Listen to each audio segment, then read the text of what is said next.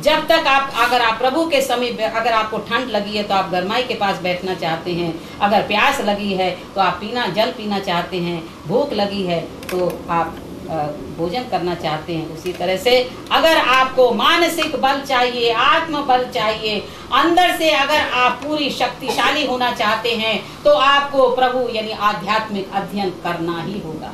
उसके अलावा और कोई उपाय नहीं है। आप धन कमा सकते हैं, आप में संपत्ति है, धन है, आपके पास खूब पैसे हैं, आप बहुत बढ़िया मखमल का बिस्तर खरीद सकते हैं, धन से नींद नहीं खरीद सकते। आप अच्छा भोजन खरीद सकते हैं, भूख नहीं खरीद सकते, नींद नहीं खरीद सकते, आप भूख नहीं खरीद सकते हैं। तो क्या खरीद सकते हैं? धन संपत्ति। आपको अंत में होता क्या है? हम अव्यवस्थित रहते हैं जीवन में। अव्यवस्था बहुत बुरी। कहते हैं कि मनुष्य की उन्नति में अगर कोई सबसे बड़ी बाधा है वो है अव्यवस्थित रहना। अव्यवस्थित रहने का क्या अर्थ है? कोई नियम, कोई डिसिप्लिन नहीं है। जब चाहे उठो, जब चाहे सो, जब चाहे नींद आए तो सो लो, नहीं आए तो रहने दो।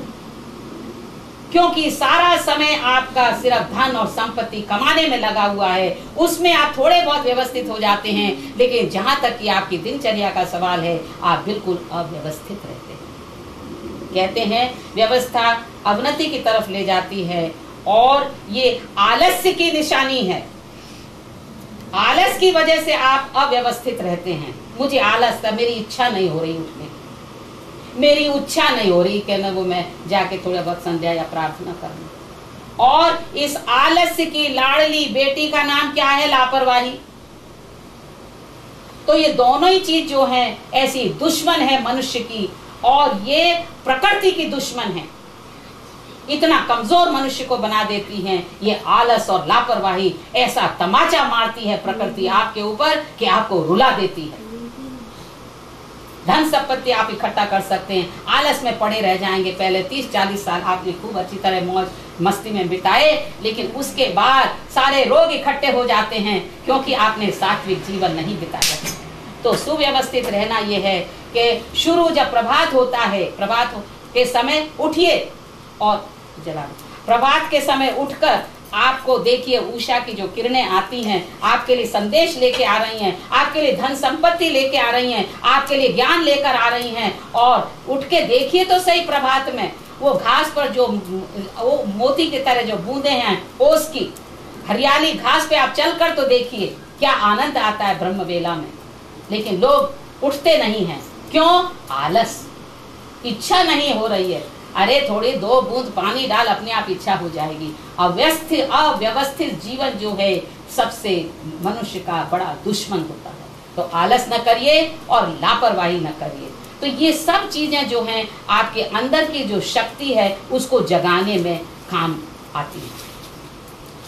हर रात के पिछले पहर में, हर रात के पिछले पहर में एक दौलत लुटती रहती है। हर रात के पिछले पहर में एक दौलत लुटती रहती है। जो सोते हैं वो खोते हैं, जो जागत हैं सो पाते हैं। एक दफे उठ के तो देखिए सुबह क्या आनंद आता है। संध्या करके देखिए उस समय। 2-3 दिन आप करेंगे तो मैं आपसे कहती हूँ चौथे दिन आपको बिल्कुल आलस नहीं आएगा। हमारी आदत है 4 बजे उठने की, 12 बजे सो, 2 बजे सो, कोई डिलीवरी हो कुछ भी हो, देवबाला की आंख खुल जाती है क्योंकि एक अभ्यास हो गया है, एक आदत पड़ गई है। लेकिन मैं कभी कभी फोन करती हूँ पेशो तो 11 बजे सो रहे हैं। अरे कितने दुख की बात है। आपने जो बचपन है, कहते हैं सुबह का समय बचपन होता है। बचपन में कितना आनंद आता है। बचपन आप सुबह सात्विक समय होता है, दोपहर का राजसिक समय होता है, रात का शाम का जो वो तामसिक समय कहलाता है।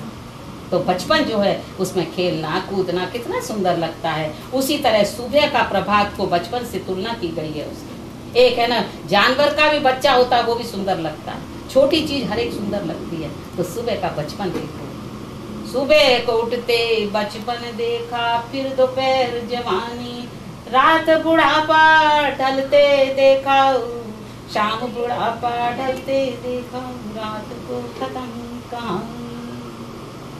तो सुव्यवस्थित रहोगे तो तुम अपने लिए ही नहीं दूसरों के लिए भी लाभकारी है। और होता क्या है, जिन गृहस्थ में ये सुव्यवस्था नहीं होती है तो उनके घर आप देखिए सुबह सुबह कितना हल्ला मचता है। ऐसा लगता है सातवें स्वर में बोलते हैं, सारे पता नहीं सातवें स्वर में बोलते हैं, ऐसा लगता है चौथी मंजिल से बात कर रहे हो, क्योंकि चीज रखी नहीं होगी रात में, सुबह उठ के ढूंढ रहे हैं, बच्चों को स्कूल जाना है, पति पे चिल्ला रहे हैं, नाश्ता नहीं बनाए। अरे पहले शाम रख लो सब सुव्यवस्थित, तो दूसरे दिन आराम से जा पाओगे। तो सुव्यवस्थित रहना बहुत जरूरी है। और अपने जीवन को भी एक सुंदरता गुलदस्ता बनाना है आपको।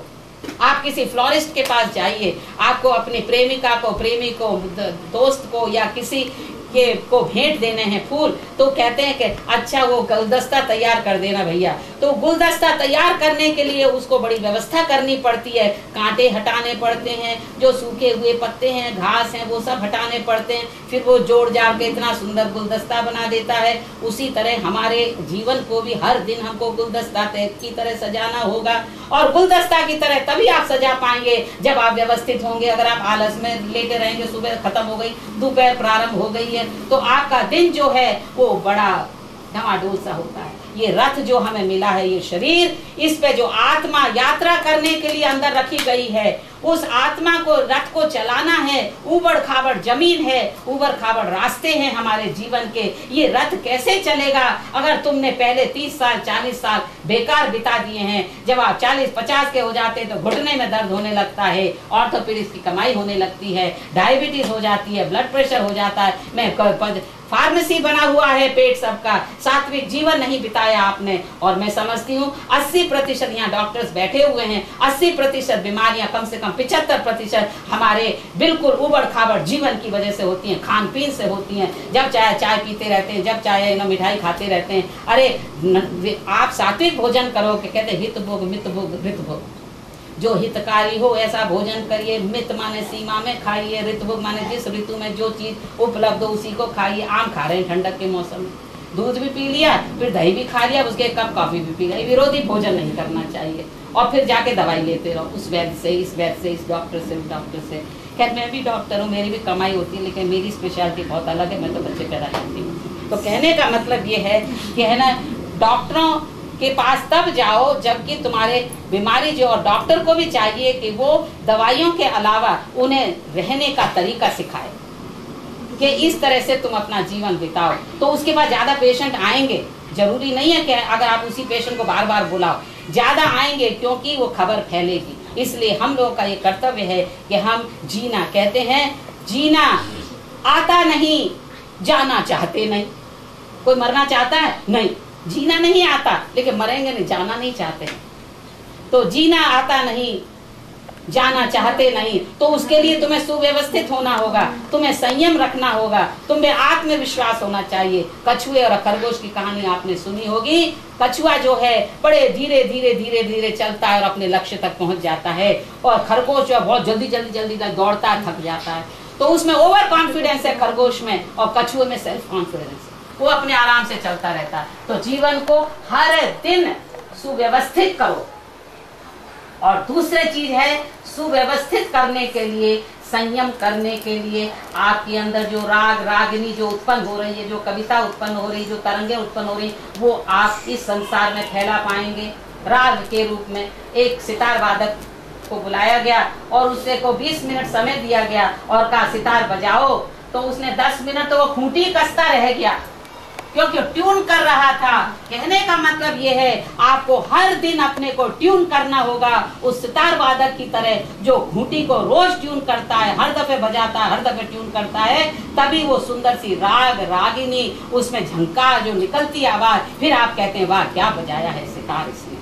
तो इसलिए हमें अपने जीवन को भी ट्यून करना होगा, उन खूंटियों को कसना होगा जो इंद्रियां इधर उधर घूम रही हैं, ये घोड़े इधर उधर विषयों की तरफ भाग रहे हैं, मार्ग की तरफ, उन्हें हमें रोक लगाना होगा।